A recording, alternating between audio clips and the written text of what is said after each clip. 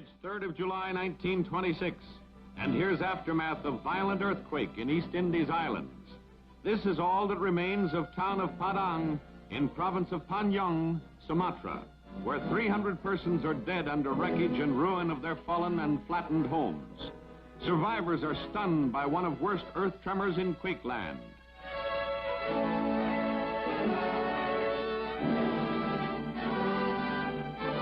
This is all that's left of Main Street of a once thriving native town. This building is a total loss, a pile of debris. It all happened in 1926, and it was years before many of the survivors forgot the horror of it.